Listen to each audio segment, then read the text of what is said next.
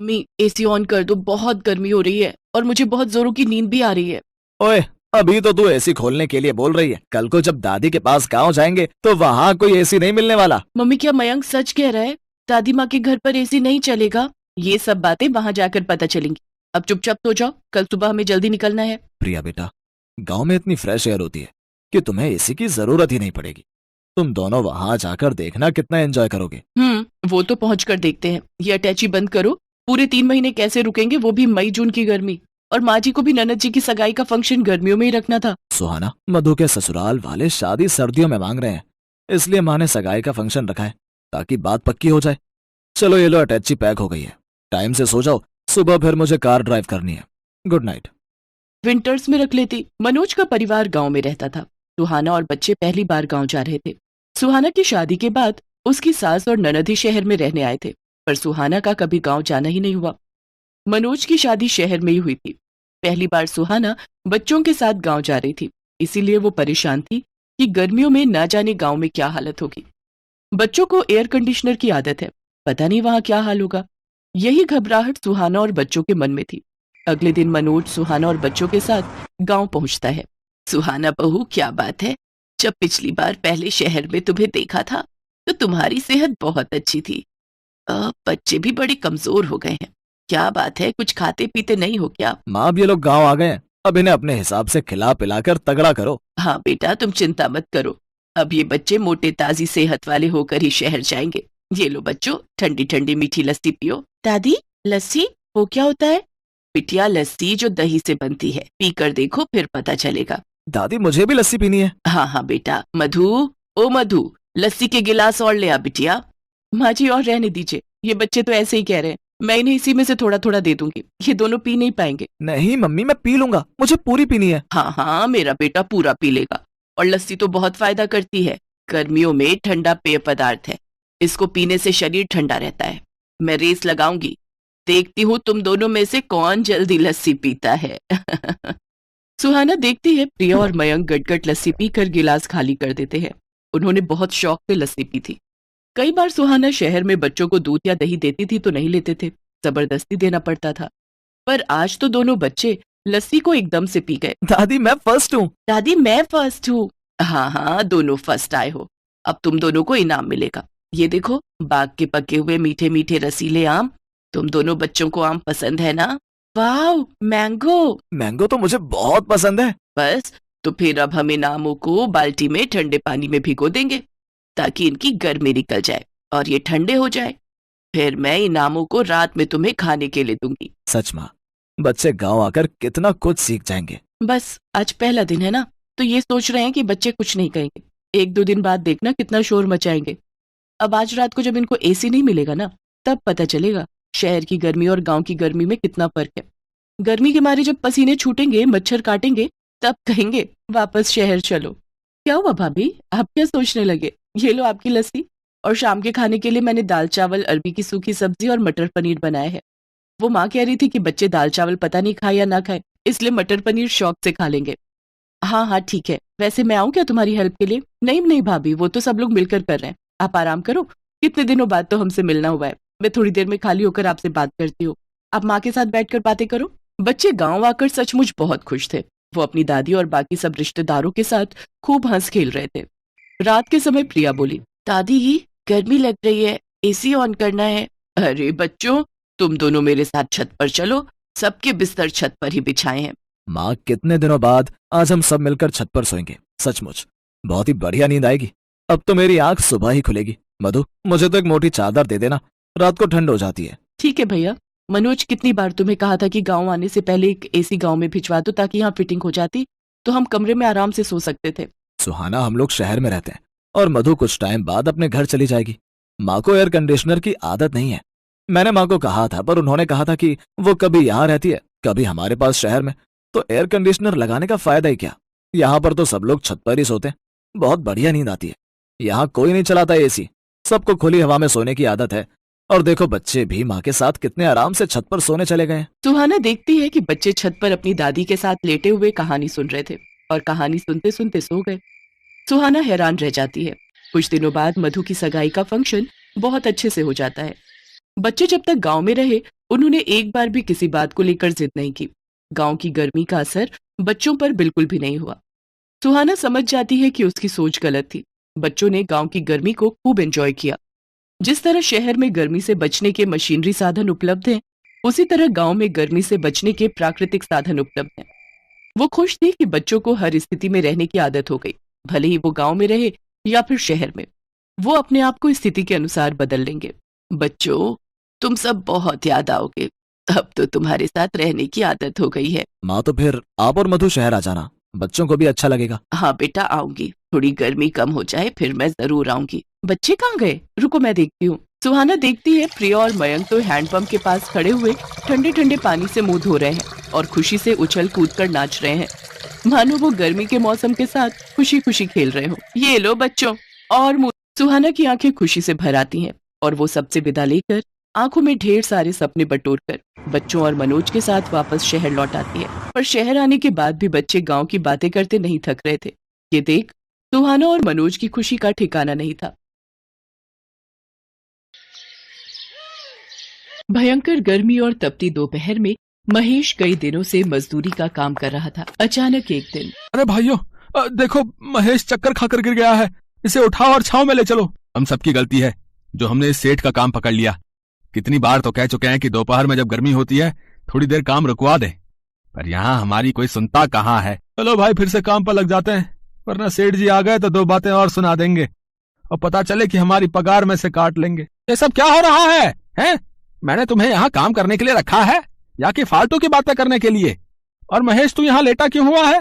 काम नहीं करना क्या आज? या फिर आज के तेरे 100 रुपए काट लूं? सेठ जी महेश को काम करते हुए चक्कर आ गए थे, इसलिए हमने उसे छांव में लिटा दिया। तुम मजदूरों के सहारे अगर मैं ऐसे काम करने लगा फिर तो मुझे 2 साल एक घर बनाने में लग जाएंगे। महेश, अगर दोबारा ये गर्मी से बेहोश होने का नाटक किया तो मैं तुझे नौकरी से निकाल दूंगा। हाँ। महेश और बाकी मजदूर चुपचाप फिर से काम पर लग गए। अब वो लोग बीच में काम छोड़कर जाते तो सेठ उनके पैसे मार लेता, इसलिए सभी मजदूर उसके खिलाफ कुछ नहीं कह सकते थे। महेश काम करके शाम को सेठ से कुछ उधार पैसे लेने जाता है। अरे अंधे, तू पिछले 10 मिनट से पंखा बंद करके झाड़ू लगा रहा है, हैं? हो गई झाड़ू? अब जल्दी से पंखा चला और सामने कूलर का बटन भी खोलता जा और मेरे लिए बढ़िया सी ठंडाई बर्फ डालकर बना ला। चल जा। जी मालिक, अभी बनाकर लाता हूँ। कामचोर कहीं के, फिजूल की तनख्वाह खाने की आदत पड़ गई है, और एक काम नहीं करते। बताओ। हाँ महेश, क्या काम है? तू बोल। मालिक, कुछ पैसे उधार चाहिए थे। मेरे घर का पंखा खराब हो गया है और बिना पंखे के रात को बीवी बच्चों को बहुत गर्मी लगती है। अगर आप कुछ पैसे उधार दे देते तो मैं घर के लिए एक नया पंखा खरीद लेता। तेरा दिमाग खराब हो गया है? मेरे पास इतना फालतू का पैसा नहीं है जो मैं तुम सारे मजदूरों पर उड़ाता रहूं। मुझे भी अपना घर चलाना भाई। और तुम लोगों को क्या गर्मी लगेगी? तुम तो वैसे भी खुली हवा में सोने वाले हो। आजकल इतना अच्छा मौसम है, बाहर आंगन में चारपाई डालकर सुला दिया करो बीवी बच्चों को। मैं पैसे उधार नहीं दूंगा। तेरा क्या भरोसा, कल तू बीमार होकर घर पर बैठ जाए तो मेरे तो पैसे चले जाएंगे ना। और हाँ, बहुत दिनों से देख रहा हूँ तू काम बहुत धीरे कर रहा है। कल सुबह जल्दी आ जाना। महेश उदास होकर घर आ जाता है। क्या हुआ जमुना, ये पिंकी लेटी क्यों हुई है? और सोनू कहाँ है? पिंकी को उल्टियां हो रही हैं। सोनू बराबर वाले मेडिकल से दवाई लेने गया है। सारी रात गर्मी से बच्चे सो नहीं पाते हैं, इसी वजह से तबीयत खराब हो गई है बच्चों की। तुमने पंखे के बारे में बात की? ये तो थी, पर सेठ जी ने साफ मना कर दिया। ज्यादा जोर डालूंगा तो कहीं नौकरी से ही ना निकाल दे। ये लो माँ दवाई। माँ, बहुत गर्मी लग रही है और जी भी घबरा रहा है, थोड़ी सी हवा कर दो। पिंकी बिटिया, आ मेरी गोदी में आजा, मैं तुझे हवा करता हूँ। पता नहीं हम गरीबों के साथ ऐसा क्यों होता है। ये अमीर लोग हमारी परेशानी को क्यों नहीं समझते हैं। थोड़ी सी मदद कर भी देंगे तो उनका क्या चला जाएगा। और फिर उधारी तो मांगे हैं, तुम तो काम करके पैसे चुका देते। एक बार कल फिर कोशिश करता हूँ, शायद सेठ जी का दिल पिघल जाए। महेश एक बहुत ही गरीब मजदूर था। छोटे से कमरे का किराया, रोजाना की रोटी सब्जी, भला 200 रुपए रोजाना कमाने वाला एक गरीब महेश नया पंखा कहाँ से खरीदता। महेश ने सोचा कि वो दोबारा एक बार कोशिश करके देखेगा। महेश और सारे मजदूर काम में लगे हुए थे। बहुत देर से सेठ का कहीं पता नहीं था। क्या बात है महेश, आज तो सेठ जी कहीं नजर नहीं आ रहे, तभी माहौल में शांति है। सही कह रहा भैया, नहीं तो अब तक 10 बार आकर हमें टोक चुके होते। हो सकता है गोदाम में बैठे होंगे और पंखे और कूलर की ठंडी हवा खा रहे होंगे। क्या करूं, क्या सेठ जी से दोबारा पंखे के लिए पैसे मांगू? एक बार बात करके देखता हूँ। अब तो शाम होने वाली है, सेठ जी यहाँ तो आए नहीं है। मैं खुद ही गोदाम पर चला जाता हूँ। महेश गोदाम पर पहुंचता है तो उसे वहां पर सेठ जी दिखाई नहीं देते। तभी उसे सेठ जी के कराहने की आवाज आती है। अरे ये आवाज तो बेसमेंट से आ रही है, यहाँ तो बहुत अंधेरा है। अरे सेठ जी, ये सब कैसे हुआ? आप यहाँ बेसमेंट में? महेश किसी तरह सीढ़ियों से सेठ जी को ऊपर लेकर आता है और सारे मजदूरों को बुला लेता है। तुम लोग यहीं सेठ जी के पास रुको, मैं किसी डॉक्टर को बुला कर लाता हूँ। महेश, सेठ जी ने हम सबके साथ इतना बुरा सलूक किया है, अब हम क्यों डॉक्टर को बुला कर लाए भाई? हैं? हमें क्या पड़ी है? हम भी घर चलते हैं, बोल देंगे कि हमें पता नहीं चला। किशोर, ये तुम कैसी घटिया बातें कर रहे हो? तुम्हें पता भी है इस वक्त सेठ जी की हालत कितनी खराब हो रही है? अगर तुम में से कोई नहीं यहाँ रुकेगा तो मत रुके, मैं सेठ जी को डॉक्टर के पास खुद ही ले जाता हूँ। हमें माफ कर दो महेश, हमसे गलती हो गई, तुम डॉक्टर को बुला लो, तब तक हम सेठ जी का ध्यान रखेंगे। महेश डॉक्टर को बुला लाता है। तब तक सेठानी भी खबर सुनकर वहां पहुंच जाती है। सेठ जी बीपी के मरीज हैं, गर्मी की वजह से इन्हें घबराहट हो गई थी, अगर कुछ देर और ये बेसमेंट में रहते तो इनकी जान भी जा सकती थी। महेश, तुमने आज सेठ जी की जान बचाकर हमारे ऊपर बहुत बड़ा एहसान किया है। तुम ठीक कह रही हो कल्याणी, मैंने हमेशा इन सब मजदूरों के साथ इतना गलत किया, मैं इनकी परेशानी को कभी समझ नहीं पाया। महेश, मैं तो नाम का अमीर हूं, पर तुम तो दिल से अमीर हो, ये मुझे आज पता चल गया, मुझे माफ कर दो। उस दिन से सेठ ने अपना व्यवहार बदल लिया। उसने महेश के साथ साथ सभी मजदूरों को एक एक पंखा उपहार में दिया।